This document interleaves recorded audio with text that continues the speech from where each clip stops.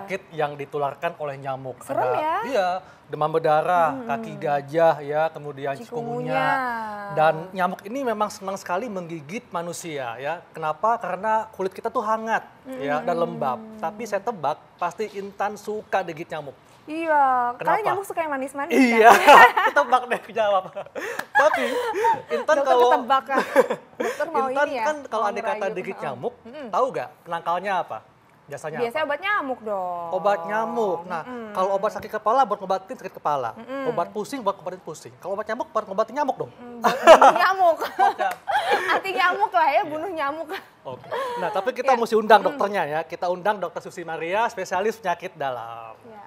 Halo, Dok. Halo dokter. Apa kabar? Dok, Hai. ini kita membahas tentang obat nyamuk. Ya. Obat penangkal nyamuk, Dok ya, buat ngobatin Obat nyamuk. nyamuk. Oke, betul. Dan tapi kita mesti lihat dulu, Dok, apa saja jenis obat-obat nyamuk. Berikut tayangannya.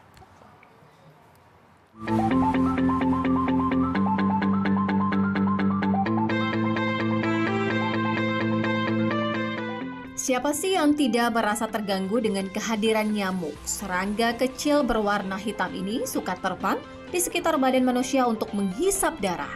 Selain bunyinya yang berisik dan rasa gatal akibat gigitannya, nyamuk juga berbahaya karena dapat menularkan penyakit seperti kaki gajah, malaria, hingga demam berdarah. Obat nyamuk pun kemudian menjadi solusi untuk menangkal kehadiran serangga tersebut. Ada beberapa jenis obat nyamuk yang dapat kita temui di pasaran. Obat nyamuk bakar adalah salah satu jenis yang paling murah. Bentuknya khas, seperti lingkaran dan mudah digunakan, cukup Anda bakar. Berikutnya ada obat nyamuk semprot yang umumnya dikemas dalam botol aluminium aerosol. Obat nyamuk jenis semprot kabarnya lebih efektif membunuh banyak nyamuk dibandingkan obat nyamuk lainnya. Dengan cara disemprot, efek obat nyamuk jenis ini konon mampu bertahan selama 2 hingga 3 hari. Berikutnya obat nyamuk oles yang tersedia dalam bentuk krim dan lotion. Pemberian obat nyamuk oles bertujuan agar nyamuk enggan menempel ke kulit kita. Jadi, efeknya memang hanya untuk mengusir nyamuk dan bersifat sementara. Daya tahan obat nyamuk oles tergantung dari masing-masing produk, tapi rata-rata berkisar antara 4 sampai dengan 8 jam. Yang paling revolusioner mungkin obat nyamuk elektrik. Obat nyamuk jenis ini menggunakan listrik sebagai sumber tenaganya dengan obat anti nyamuk yang berbentuk cairan atau lempengan. Kendati dalam dosis kecil, obat nyamuk jenis ini konon mengandung bahan aktif yang mampu membunuh nyamuk. Sebenarnya obat nyamuk elektrik tetap mengeluarkan asap meski tak terlihat. Penggunaan obat nyamuk jenis ini idealnya dilakukan di ruangan yang luas dengan ventilasi udara yang cukup. Dari beberapa jenis obat nyamuk tadi, kira-kira mana ya yang paling banyak dipilih masyarakat? Kayak dibakar gitu. Yang disemprot. Obat nyamuk jenis bakar kertas. Soalnya kan kalau dibakar itu cepet banget ya, si nyamuk-nyamuk itu cepet mati gitu. Lebih praktis aja, terus ada aromanya gitu. Jadi lebih nyaman. Dia wangi sekalian pengharum ruangan. Sejatinya yang perlu diperhatikan adalah bahwa konsentrasi bahan aktif dalam tiap obat nyamuk berbeda-beda.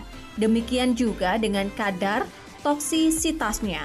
Lantas, jenis obat pengusir nyamuk manakah yang paling aman untuk kesehatan? Saksikan pembahasannya dalam Ayo Hidup Sehat berikut ini.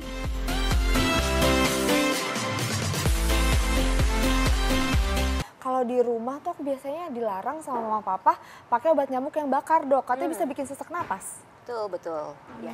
Iya. Ya, jadi memang itu kalau yang dibakar dia akan menghasilkan asap sama serbuknya itu sangat membahayakan kesehatan. Oh, gitu. Nah, tapi kan banyak nih, Dok, orang yang pasang obat nyamuk bakar di dalam ruangan tertutup nih dan dibawa sampai tidur sampai pagi. Iya. Nah, ini nggak boleh, Dok, ya berarti ya? Tentu saja itu tidak boleh, itu sangat membahayakan kesehatan. Makanya banyak merek sekarang ini mereka sudah tidak produksi lagi tuh untuk yang obat nyamuk bakar. Oh, nah, Dok, ini tuh Aku penasaran banget ya, ini udah lama banget aku pingin tanyain. Sebenarnya obat nyamuk itu emang bener dok, bisa membunuh nyamuk atau cuma ngusir aja tuh? Mitos atau fakta? Itu fakta. Karena obat nyamuk itu sebenarnya dia tergolong insektisida gitu. Jadi dia akan mematikan mikroorganisme yang ditujukan. Jadi bisa saja nyamuk, laler, atau kecoa, itu tergantung masing-masing jenis bahan kimia yang dikandung. Nanti tinggal dibaca aja tuh di kemasannya, dia ditujukan untuk nyamuk atau bisa sampai kecoa juga bisa gitu. Dok, dan memang ini kan kalau kita berkaitan dengan pernafasan dok ya, kan obat nyamuk ada yang disemprot. Nah ini obat nyamuk yang disemprot ini yang terhirup, ini bisa mengganggu pernafasan. Ini fakta atau mitos dok? Itu fakta. Tentu saja kalau kita terpapar dengan obat nyamuk semprot, dalam jangka waktu singkat kita bisa mengalami efek samping, misalnya iritasi saluran napas. Jadi kita bisa merasakan sesak, batuk, napasnya nggak enak gitu ya. Tapi kalau paparan jangka panjang itu juga bisa ada dampaknya ke kesehatan. Lebih banyak diteliti pada anak kecil, didapatkan seperti itu. Atau orang yang memang sehari-hari bekerja dengan obat jenis insektisida ini, misalnya petani gitu ya. Itu bisa bikin sampai asma, bisa sampai bikin bronkitis kronis gitu. Jadi ada dampaknya. Oke, jadi tapi meskipun kalau kita nyemprotnya ini kan mungkin nggak langsung tidur ya, mungkin nyemprotnya 2 jam sebelum tidur, tetap ada endapannya atau gimana nih dok? Iya betul, jadi sebenarnya saya juga kurang jelas tuh patokan 2 jam itu tuh asalnya dari mana. Karena ternyata setelah saya cari literaturnya, nggak ada tuh satupun yang bilang batas berapa amannya kita masuk ke ruangan setelah disemprot gitu. Karena ternyata memang betul, dia akan tetap ada di ruangan itu mengendap di perabotan gitu, dan itu bisa bertahan lama sekali, bisa berhari-hari bahkan bisa berminggu-minggu gitu. Apalagi kalau tiap malam disemprot ya. Nah gitu betul. Nah dok, katanya ini penggunaan obat nyamuk terlalu sering bisa mengakibatkan penurunan fungsi liver dan ginjal dok. Itu mitos atau fakta? Sebenarnya itu mitos. Jadi kalau banyak penelitian sebenarnya bukan untuk obat nyamuk yang digunakan di rumah ya, lebih banyak itu untuk yang di pekerjaan seperti orang yang petani gitu, banyak penelitiannya. Diteliti memang kalau setelah terpapar beberapa hari kemudian itu memang terjadi gangguan di hasil laboratorium untuk fungsi hati, fungsi ginjal, tapi itu nggak menetap lama gitu. Dan kalau diikutin ternyata nggak ada peningkatan risiko orang yang menjadi penyakit gagal ginjal atau jadi kanker hati, itu enggak gitu. Tapi tetap kita harus waspada gitu ya. Dok, nah katanya kalau obat nyamuk kita cuci dulu nih pakai sabun dan air. Kalau kena di tangan misalnya nih kita cuci dulu pakai sabun dan air, itu bisa menghilangkan efek sampingnya dok? Itu mitos atau fakta? Itu fakta gitu. Jadi memang itu hal yang dianjurkan gitu pada penggunaan jenis insektisida ini, bahwa setelah terkontak sama kita harus segera cuci tangan dengan sabun gitu. Itu betul. Tapi meskipun demikian ternyata itu tidak 100% juga menghilangkan yang kandungan yang sudah terkena di kulit kita. Itu kemampuan bersihkannya sekitar 40-80%, tetap masih ada tersisa. Tapi itu adalah tindakan yang memang harus dilakukan, cuci tangan dengan sabun dan air. Jadi paling tidak bisa meminimalkan efek sampingnya ya. Betul. Nah dok, kalau seandainya nih kita punya anak, terus punya bayi, kan biasanya kan mereka nggak mau banget untuk digigit nyamuk. Nah itu baiknya bagaimana dok? Apakah disemprot ataukah pakai yang elektrik? Kan sekarang udah ada tuh yang elektrik, ataukah yang dioles? Apa nih dok, saran dari dokter yang terbaik gimana? Sebenarnya pada prinsipnya kalau dia tergolong obat nyamuk, apapun bentuknya, semprot, mau yang bakar ataupun elektrik, sebenarnya kandungan zat kimianya sama-sama insektisida. Cuma cara penyampaiannya ke lingkungan kan berbeda gitu ya.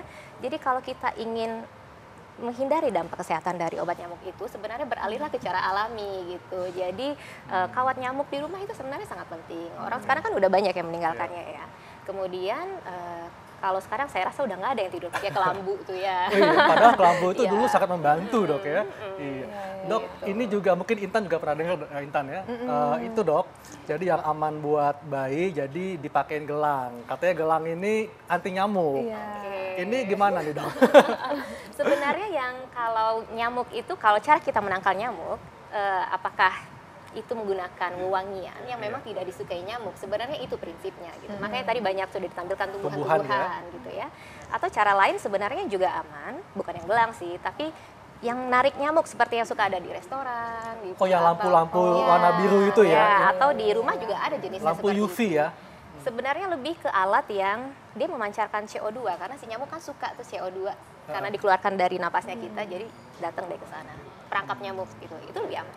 Oh Iya. gitu. Dan nah mungkin Intan juga yang lain juga pernah merasakan dok ya, kalau misalnya habis semprot obat nyamuk ya, terus masuk ke ruangan itu pasti sakit tenggorokannya. Ini fakta atau mitos dok? Bisa bikin sakit tenggorokan? Iya, itu aku pernah tuh masuk ke ruangan terus masih bau obat nyamuk gitu kan. Terus kayak batuk-batuk gitu dok, itu bener ya? Itu fakta gitu, karena dia memang bisa mengiritasi secara lokal di selaput lendir saluran napas kita. Jadi kalau kenanya dari ini tenggorokan ya memang bisa muncul gejala seperti sakit tenggorokan, batuk-batuk, sesek gitu.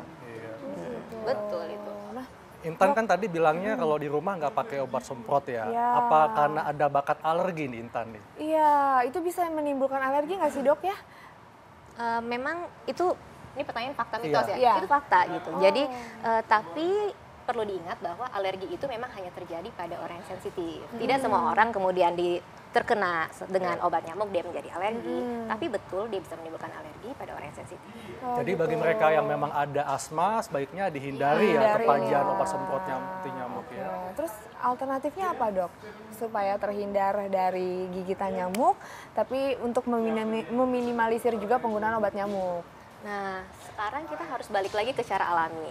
Tentunya lingkungan rumah kita jangan dibikin dong tempat bersarangnya nyamuk, ya Betul. kan? Nah, gerakan itu untuk 3M ya? 3M, nah itu harus dilakukan, ya kan? Jadi mengubur yang tempat-tempat bisa menampung nyamuk ya, menampung air ya. Ya. Kemudian menguras bak mandi dan apa? Itu lagi tuh. Dikasih obat itu. Oh iya, obat anti nyamuk ya. Bukan anti nyamuk, jadi salah lagi. Abate. Abate ya, betul. Iya. Gitu. Gitu. Nah dok, kalau yang kawat-kawat nyamuk itu bisa jadi salah satu alternatif nggak sih dok? Iya, jadi memang kalau kawat nyamuk itu kan sangat rapat ya.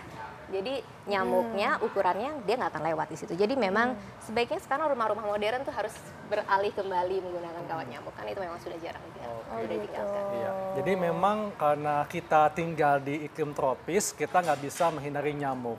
Dan memang untuk menangkal nyamuk itu bisa dengan pertama dok ya, bisa menggunakan tanaman yang bisa mengusir nyamuk ya.